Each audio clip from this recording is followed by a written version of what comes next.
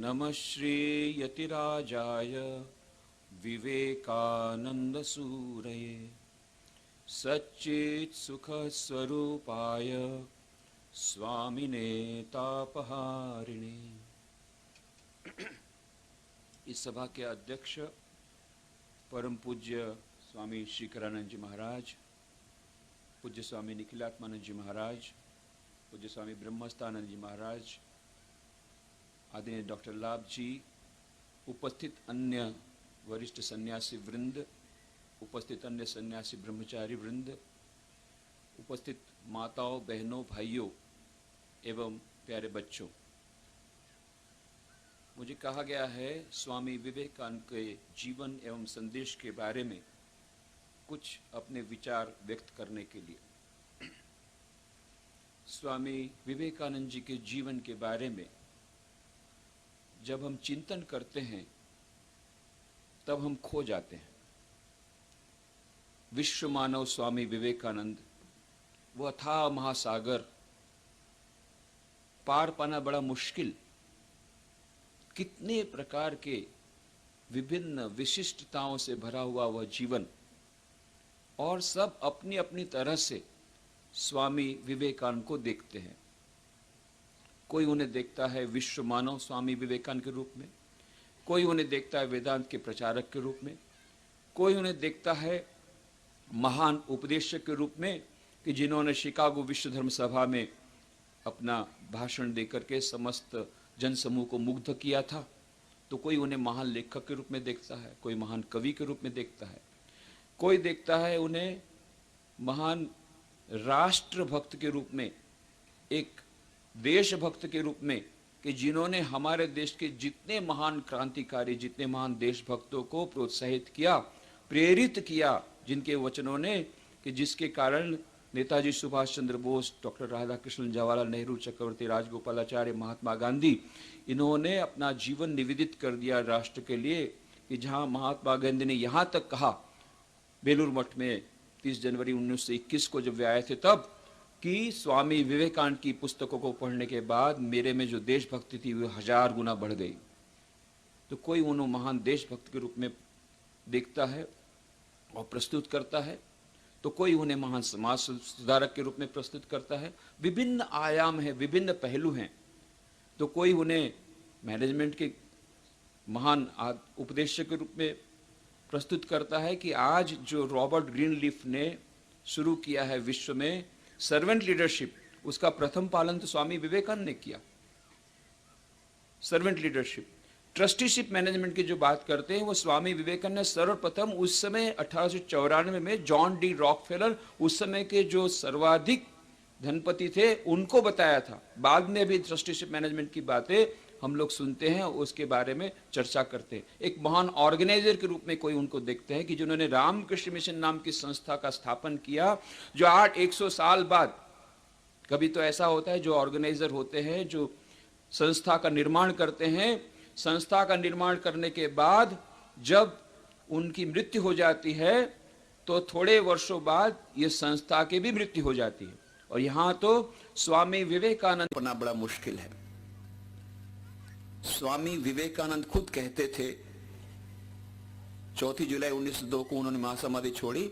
उसके कुछ दिन पहले वे जब बेलूर मठ के पुराने मंदिर से नीचे सीढ़ी से उतर रहे थे तो स्वगत बोल रहे थे, वो उनके गुरु भाई ने सुन लिया। कह रहे थे, यदि दूसरा विवेकानंद होता तो समझता कि इस विवेकानंद ने क्या किया है। ये हमारे लिए समझने की बात नहीं है, विवेकानंद दूसरा लगेगा जो समझ सकेगा। पर हाँ, मां शारदा देवी और रामकृष्ण देव कुछ समझे थे। मां शारदा देवी ने कहा था, हम लोगों ने सुना, रामकृष्ण मठ मिशन के 10वें परमाध्यक्ष थे पूज्य स्वामी वीरेश्वरानंद जी महाराज, मां के शिष्य थे। उन्होंने बताया कि मां शारदा देवी ने कहा था स्वामी विवेकानंद के बारे में, এই রকম মানুষ আর এই পৃথিবীতে আসে नहीं, इस प्रकार का मनुष्य आज तक पृथ्वी पर आया नहीं। और श्री रामकृष्ण ने कहा, वे तो सप्तर्षि मंडल के नर रूपी ऋषि नर नारायण की सेवा करने और समस्त जगत का उद्धार करने आए, तो कोई उन्हें शिवावतार स्वामी विवेकानंद समझते, साक्षात शिव के अवतार समझते हैं। और रामकृष्ण ने तो बहुत सारी बातें कही जो हमारी समझ की बाहर है।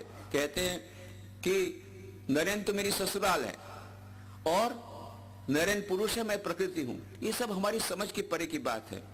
ये स्वामी विवेकानंद को समझना बड़ा कठिन, उनके जीवन को समझना और प्रस्तुत करना बड़ा कठिन, और उनके उपदेश के बारे में आए तो और भी कठिन। उनके प्रवचन, उनके पत्र, उनके वार्तालाप सब फैले हुए हैं। The complete works of Swami Vivekananda, अंग्रेजी में 8 भाग हैं, अभी 9वां भाग भी प्रकाशित हो गया और पहले 8 भाग का ट्रांसलेशन हो चुका है। विवेकानंद साहित्य 10 भाग में है।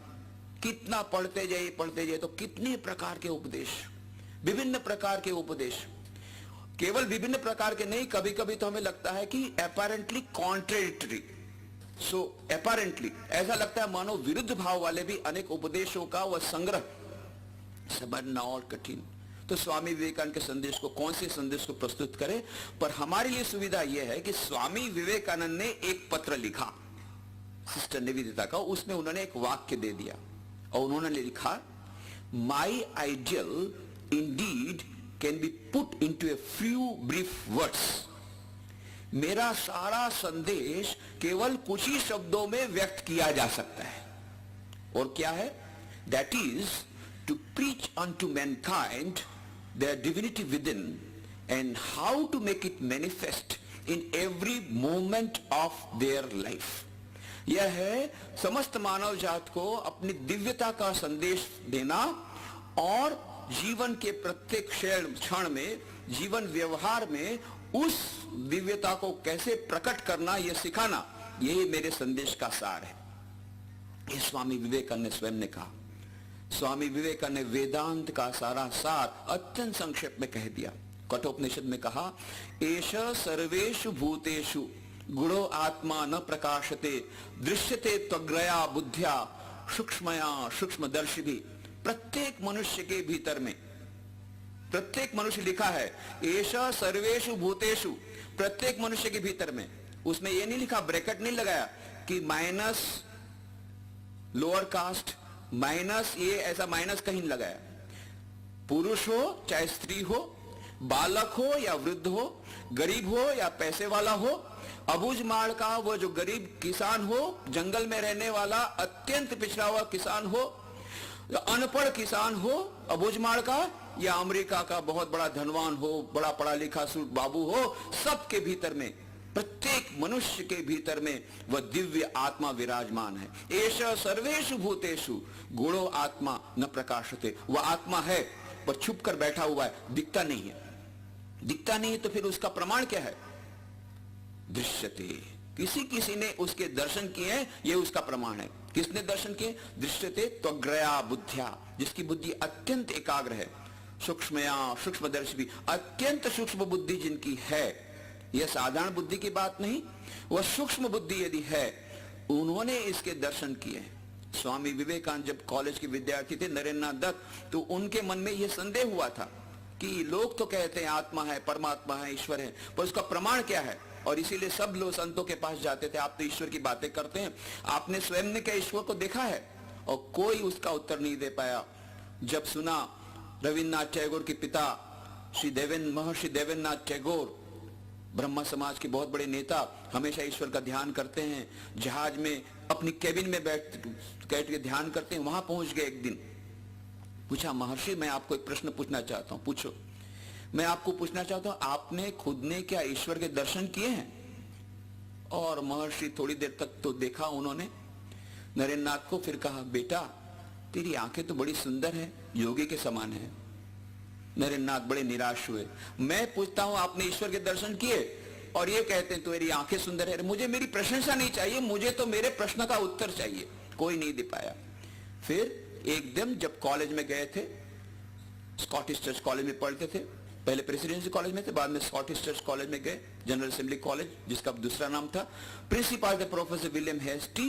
एक दिन पढ़ा रहे थे एक्सकर्शन नाम की कविता, वर्ड्सवर्थ की कविता, जहां वर्णन आता है कि कवि बाहर की सुंदरता देखकर, प्रकृति की सुंदरता देखकर अति चेतन अवस्था में चला जाता है। और तब नरेंद्रनाथ ने सब सब विद्यार्थी ने पूछा, सर सचमुच में क्या ऐसी अवस्था हो सकती है कि कोई अति चेतन अवस्था में चला जाए, समाधि अवस्था में चला जाए? और तब प्रिंसिपल ने कहा, हाँ ऐसी अवस्था होती है, और मैंने एक मनुष्य को देखा है जिसको इस प्रकार की समाधि की अवस्था बारंबार होती है। तुम यदि चाहो तो तुम भी उनके दर्शन कर सकते हो, क्योंकि वो मनुष्य कलकत्ता में ही रहता है, दक्षिणेश्वर में मां भवतारिणी का मंदिर है, वहां वो रहते हैं। नाम है रामकृष्ण परमहंस। और फिर नरेंद्र नाथ चले तुरंत रामकृष्ण परमहंस के पास, जाकर के देखा कमरा भरा हुआ है, भक्तों के साथ बात कर रहे रामकृष्ण देव अपनी छोटी वो कॉट पर बैठ करके। नरेंद्र नाथ एक तरफ कोने में बैठ गए, और फिर थोड़ी देर बाद बोला, अच्छा बहुत हो गई बातचीत, अभी मेरे प्रश्न का उत्तर दीजिए। आपने खुद ने क्या ईश्वर के दर्शन किए हैं? और पहली बार उनको संतोषजनक उत्तर मिला, हाँ बेटा मैंने खुद ने ईश्वर के दर्शन किए हैं। इतना ही नहीं, वे कहते हैं जिस प्रकार से मैं तुझे देख रहा हूं उससे अधिक प्रत्यक्ष रूप से मैं उनके दर्शन करता हूं। इतना ही नहीं, उन्होंने कहा और यदि तू चाहे तो तुझे भी उनके दर्शन करा सकता हूं। यह है धर्म का विज्ञान। विज्ञान कहता है H2 + O2 = H2, hydrogen oxygen gas मिलकर पानी बनेगा। हम विश्वास नहीं करते, हाइड्रोजन गैस है ऑक्सीजन गैस है पानी कैसे बनेगा? विश्वास करने की बात नहीं है। लेबोरेटरी में आओ, हाइड्रोजन ऑक्सीजन गैस बनाओ, मिलाओ, हाइड्रोलाइट की प्रोसेस करो, पानी नहीं मिलेगा, बाद में बोलना कि हम विश्वास नहीं करते। चैलेंज देकर के रामकृष्ण देव ने कहा, मैंने देखा तुम भी देख सकते हो, पर लेबोरेटरी में आना पड़ेगा, साधना करनी पड़ेगी। नरेंद्र नाथ ने चैलेंज स्वीकार कर ली, और उन्हें भी जब समाधि की अवस्था प्राप्त हुई काशीपुर उद्यान बाटी में, और बाद में ईश्वर के दर्शन किए, आत्मा के दर्शन किए, तब जाकर के शिकागो धर्म सभा में अपनी अनुभूति के बल पर उन्होंने कहा, शृण्वन्तु विश्वे अमृतस्य पुत्राः आये धामानि दिव्यानि तस्तु वेदाहमेतं पुरुषं महान्तं आदित्य वर्णम तमस परस्तात् तमेव विदित्वातिमृतमेति नान्य पंथा विद्यतेनाय। अपनी अनुभूति के बल पर वो बोल सके थे, क्योंकि उन्होंने अनुभूति की थी। तो यह स्वामी विवेकानंद ने वेदांत के सारे संदेश को अपने जीवन में ग्रहण किया, और फिर बताया कि सारे मानव जात को यह संदेश फैलाना होगा। अंदर से आत्मविश्वास, जब एक बार आत्मा का दिव्य आत्मा प्रत्येक मनुष्य के भीतर में है, उसमें अनंत शक्ति है, आत्मविश्वास आएगा, शक्ति आएगी, क्योंकि अनंत शक्ति है, केवल प्रकट भर करने की बात है। तो प्रकट कैसे होगी? तो स्वामी विवेकानंद ने राजयोग के प्रारंभ में इसका बड़ा सुंदर सूत्र दे दिया। क्या कहा? Each soul is potentially divine. The goal of human life is to manifest this divinity within by controlling nature, external and internal. Do this either by work, worship, psychic control or philosophy, by one or more or all of these, and be free. This is the whole of religion. Dogmas, rituals, worships, temples, churches, mosques are but secondary details. Swami Vivekananda ने कहा, प्रत्येक मनुष्य के भीतर में दिव्यता विराजमान है, पर सुषुप्त रूप से विराजमान है। मनुष्य जीवन का लक्ष्य है उस सुषुप्त दिव्यता को अभिव्यक्त करना, अंतर्निहित दिव्यता को अभिव्यक्त करना, यही मनुष्य जीवन का लक्ष्य है, और यही धर्म का सर्वस्व है, यही सच्चा धर्म है। कैसे करें? बाह्य एवं आंत प्रकृति को वशीभूत करके। यह कैसे होगा? ज्ञान, भक्ति, ध्यान, कर्म। ज्ञान योग, भक्ति योग, राजयोग या कर्म योग, 1, 2, 3 अथवा चारों योगों के समन्वय के द्वारा उस अंतर्निहित दिव्यता को प्रकट करना, यही मनुष्य जीवन का लक्ष्य है, और यही धर्म का सर्वस्व है। बाकी किसने कितने उपवास किए, कौन कितनी बार मंदिर मस्जिद गिरजाघर गया, किसने कितने लंबे तिलक लगाए, किसने कौन सा ड्रेस पहना, यह सब तो गौण है। मुख्य बात है किसने अपने अंतर्निहितता को कितनी प्रमाण में अभिव्यक्त किया। और उसका कोई टेस्ट है क्या? जैसे हमारे पास बैरोमीटर है तो हमको टेस्ट कर लेते हैं कितना प्रेशर है, थर्मोमीटर रहने से हमको पता पड़ जाता है कि कितना टेम्परेचर है। तो कोई थर्मोमीटर है क्या कि पता लग जाए कि कौन कितना धार्मिक है? तो थर्मोमीटर तो नहीं है। पर स्वामी विवेकानंद ने बहुत सुंदर बात कही, unselfishness is the test of religion. यदि हमें टेस्ट करना है, परीक्षण करना है कि कौन कितना धार्मिक है, तो यही देखना पड़ेगा कौन कितने प्रमाण में निस्वार्थ है। निस्वार्थता ही धर्म की कसौटी है। Unselfishness is the test of religion. उन्होंने बहुत सुंदरता से, बहुत सरलता से सारे वेदांत का सार हमारे सामने रख दिया और उसे प्राप्त करने के उपाय बताए। ये 4 योगों की जो बात है, चारों में से कोई भी एक योग के द्वारा हम अंतर्निहित दिव्यता को अभिव्यक्त करके मनुष्य जीवन को अंतिम जो लक्ष्य है, अनंत ज्ञान प्राप्त करना, अनंत शांति प्राप्त करना, अनंत सुख प्राप्त करना, ये हम कर सकते हैं। परंतु स्वामी विवेकानंद और रामकृष्ण देव क्या बोलते हैं, जब चारों के द्वारा हो सकता है, चारों योगों को मिला दो। क्यों? 2 प्रकार के फायदे हैं उसमें, लाभ 2 प्रकार के हैं। एक, आजकल मैनेजमेंट के क्षेत्र में कहते हैं maximum utilization of all the resources. यदि आपको प्रोडक्शन ज्यादा चाहिए, यदि आपको सफलता चाहिए, तो जितना आपके पास में रिसोर्सेज है उसका मैक्सिमम यूटिलाइजेशन करना चाहिए। उसी प्रकार से हमारे जीवन में हमें सफलता चाहिए तो हमें क्या करना होगा, हमारे पास जितनी फैकल्टीज हैं उसका मैक्सिमम यूटिलाइजेशन करना पड़ेगा। तो कौन कौन सी फैकल्टीज हैं हमारे पास? भगवान ने दिया है, हाथ पैर दिए हैं, इंद्रिया दी है, उससे हम भगवान का काम करें। काम तो करना ही पड़ेगा, उसको भगवत समर्पित बुद्धि से करें, इसका नाम है कर्मयोग। दूसरों की सेवा करें और निस्वार्थ सेवा करें और भगवत समर्पित बुद्धि से अनासक्ति पूर्वक जो भी काम है भगवान का मान के करें, तो ये कर्मयोग हो गया। तो भगवान ने बुद्धि भी दी है सबको, उस बुद्धि के द्वारा हम चिंतन करें कि वास्तव में हमारा सच्चा स्वरूप क्या है। तो श्रवण मनन निधिध्यासन यह ज्ञान योग की प्रक्रिया है। अच्छी पुस्तकों को पढ़े, उस पर चिंतन करें, यह ज्ञान योग, तो हमारी बुद्धि का सदुपयोग हो जाएगा। तो हमारे पास मन भी तो है, प्रत्येक के पास मन है, उस मन के द्वारा चिंतन तो होता ही रहता है। इतने इधर उधर के विचार हमेशा आते रहते हैं, संकल्प विकल्प, उसके बिना ये मन ठहरता नहीं है। तो क्यों नहीं भगवान का चिंतन करें, भगवान का ध्यान करें उस मन के द्वारा, यह है राजयोग। तो वैसे तो राजयोग तो बड़ा है, पातंजलि योग सूत्र में यम नियम आसन प्राणायाम प्रत्याहार धारणा ध्यान समाधि, पर उसको सरलता समझे जाए तो ध्यान योग या राजयोग, उसका ध्यान ही उसका मुख्य अंग है, वो ध्यान योग। और चौथा है, प्रत्येक मनुष्य के पास हृदय है और हमारा हृदय चाहता है प्रेम करना और प्रेम को प्राप्त करना। पर हम कितना प्रेम चाहते हैं? हम असीम प्रेम चाहते हैं, और वो असीम प्रेम अनंत ईश्वर से ही मिल सकता है। और इसीलिए हमें अनंत ईश्वर को प्रेम करना पड़ेगा, उसी का नाम है प्रेम योग या भक्ति योग। तो इस प्रकार से चारों योग का दैनिक जीवन में समन्वय करने से हमारे पास जितनी फैकल्टीज हैं, हमारे पास जितनी सामग्रियां हैं, जितने हमारी इंद्रियां हैं और जितने हमारे उपकरण हैं, उन सब का अच्छे से अच्छा सदुपयोग हो जाएगा। और दूसरी बात, दूसरा उसका उपयोग यह है, स्वामी विवेकानंद कहते हैं कि प्रत्येक योग के बहुत विशेषताएं हैं, पर प्रत्येक की कुछ कुछ खामियां हैं। वो खामियां दूर हो जाएगी, विशेषता बढ़ जाएगी। कैसे?